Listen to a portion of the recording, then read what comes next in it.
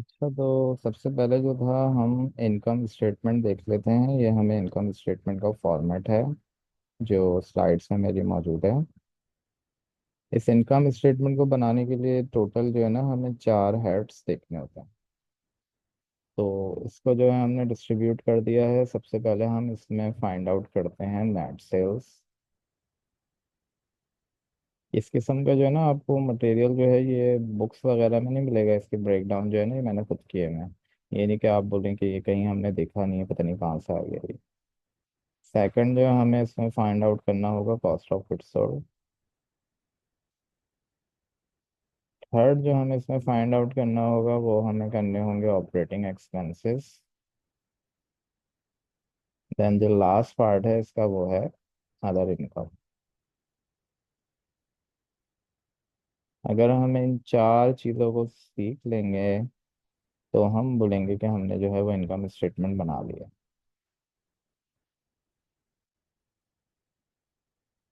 तो हम इसके फॉर्मेट को सबसे पहले डिस्कस करते हैं। सबसे पहले जो है नेट सेल्स फाइंड आउट करने के लिए हमने सेल्स ले लिया है। सेल्स रिटर्न और सेल्स डिस्काउंट को माइनस कर दिया तो नेट सेल्स आ गया। नेट सेल्स का मतलब ये होता है कि टोटल जो है वो कितनी सेल आपने की है ड्यूरिंग द ईयर। मतलब टोटल आपने सेल्स की इतनी, और इसमें से जो है सेल्स रिटर्न मतलब आपने किसी कस्टमर को माल बेचा, कोई गुड्स मर्चेंडाइज बेची, और जो है वो उसमें से कुछ डिफेक्टिव आ गया, वापस उसने आपको कर दिया, तो आपकी सेल में तो इंक्लूड नहीं होगी ना, तो उसको हम डिटेक्ट कर देंगे।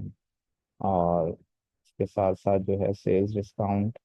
सेल्स डिस्काउंट आपको पता होगा कि आपने जो है सेल की थी, और अब कस्टमर जब आपको पेमेंट कर रहा है तो उस टाइम बोल रहा है कि कुछ इसमें डिस्काउंट आप देते हैं। लेट्स सपोज आपको 1 लाख की आपने सेल की थी और 500 आपने डिस्काउंट दे दिया, तो वो डिस्काउंट ये कहलाता है।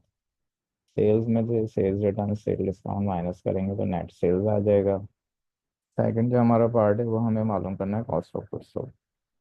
तो ये जो है थोड़ा लेंथी फॉर्मेट है। ये फॉर्मेट है, ये आप याद करेंगे ना तो आपको इजी हो जाएगा।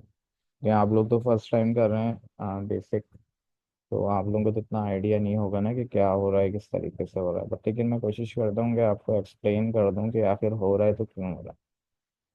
तो इसमें जो है सबसे पहले हम देखेंगे मर्चेंडाइज इन्वेंट्री ओपनिंग। मतलब जब आपने बिजनेस स्टार्ट किया था उस टाइम आपके पास कितनी मर्चेंडाइज थी। देन परचेजेस आपने ड्यूरिंग द ईयर किए, वो आ गए। परचेजेस मतलब जो आपने मर्चेंडाइज खरीदी है ना, वो आपके परचेजेस हैं। मर्चेंडाइज आप लोगों को पता तो होगा कि क्या होती है। मतलब जिस चीज़ का आप बिजनेस कर रहे हैं वो मर्चेंडाइज कहलाती है। उसी में से हम डिडक्ट कर देंगे परचेज रिटर्न और परचेज डिस्काउंट। तो हमारे पास आ जाएगा नेट परचेज इन ऑपरेशन।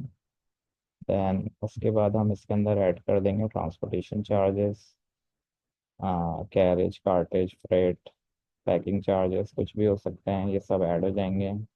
इन सबको ऐड कर दिया तो नेट परचेज हो जाएगा। नेट परचेज और मर्चेंडाइज इन्वेंट्री ओपनिंग, इन दोनों को ऐड करेंगे तो हमारे पास आ जाएगी मर्चेंडाइज अवेलेबल फॉर सेल। मतलब इतनी जो मर्चेंडाइज हमारे पास अवेलेबल है फॉर सेलिंग पर्पस। देन उसमें से जो है मर्चेंडाइज इन्वेंट्री एंडिंग को माइनस कर देंगे तो हमारे पास आ जाएगी कॉस्ट ऑफ गुड्स। अभी कॉस्ट ऑफ गुड्स सोल्ड जो है ना, अगर आप इसकी ट्रांसलेशन करें तो कॉस्ट ऑफ गुड्स सोल्ड का मतलब क्या होता है। मतलब ये होगा कि जो आपने मर्चेंडाइज बेची थी ये वाली, इसको जो है, इस मर्चेंडाइज को जो है वो बेचा जो था वो आपको कितने की पड़ी थी। मतलब वो उसकी कॉस्ट ऑफ गुड्स सोल्ड, मतलब जो आपने मर्चेंडाइज बेची है उसकी कॉस्ट कितनी पड़ी, तो वो चीज़ जो है कहलाती है कॉस्ट ऑफ गुड्स सोल्ड। जब नेट सेल्स में से cost of goods sold minus करते हैं तो हमारे पास आ जाता है ग्रॉस प्रॉफिट। अगर हम आपको इसकी एग्जांपल दें, टोटल जो नेट सेल थी वो थी आपकी 4,50,000।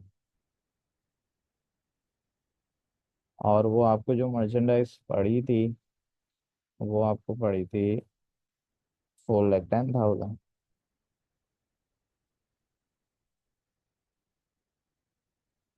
आप लोग बोलेंगे सर ग्रॉस प्रॉफिट जो है हमें हुआ है,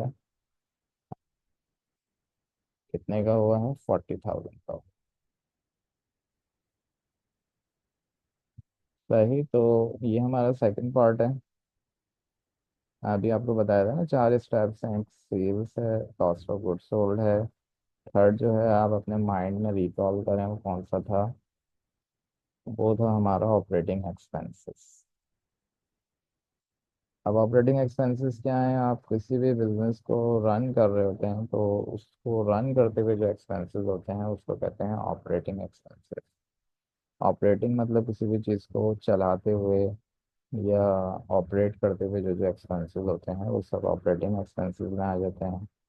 डेप्रिसिएशन एक्सपेंस हो गया, बैड डेट्स हो गया, एडवर्टाइजिंग एक्सपेंस हो गया, insurance, salaries, office supplies, utilities, और भी अदर एक्सपेंसेस हो सकते हैं। वो सब जो है हम इसमें लिखते जाएंगे, उन सबको ऐड कर देंगे तो हमारे पास जो है टोटल ऑपरेटिंग एक्सपेंसेस आ जाएंगे।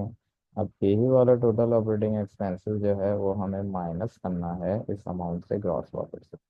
एक्चुअली यहाँ पे जो है ना वो स्लाइड्स में इतनी ज़्यादा स्पेस नहीं है, तो ये सब साथ साथ ही है, इसी के जो है ना कंटिन्यूटी में ये वाला पेज है। तो इसको हमने माइनस किया। लेट सपोज यहाँ हमने एग्जांपल सेट की थी, हमारे पास ग्रॉस प्रॉफिट आ रहा था 40,000 और एक्सपेंसेस हमारे पास आ गए 20,000। समझे, यहाँ पे मैं आप लोगों को समझाने के लिए लिख रहा हूँ, ये है 40,000, एक्सपेंसेस आ गए 20,000। तो हमारे पास अनएडजस्टेड नेट इनकम हो गया 20,000। ये हमारा थर्ड स्टेप हो गया है। अब इस ऑपरेटिंग एक्सपेंसेस को जो है वो थोड़ा एडजस्टिंग आपको आनी चाहिए, तो आप इसको लिख सकते हैं। अदरवाइज तो प्रॉब्लम होगी आपको, जब एडजस्टमेंट आएगी तो आप ये लिख सकते हैं। तो इसी के लिए हमें जो है वो एडजस्टिंग एंट्रीज कंपलसरी है कि हमें आए बनाना। देन हमारा फोर्थ स्टेप है, इसमें हमें अदर इनकम लिखना है। अदर इनकम का मतलब ये है कि टोटल जो है वो आपको इनकम कितनी हुई है। एक तो ये वाला इनकम था, सेल्स रेवेन्यू, मतलब ये जो है ना आपने जो चीज़ बेची थी वो उससे रिलेटेड था। देन उसके अलावा आपको जो है कुछ सर्विसेज से रिलेटेड भी कुछ इनकम हो सकती है, तो वो वाली जो इनकम है वो हम अदर इनकम में लिख देते हैं, और ये भी इसके अंदर जो है वो ऐड हो जाएगी।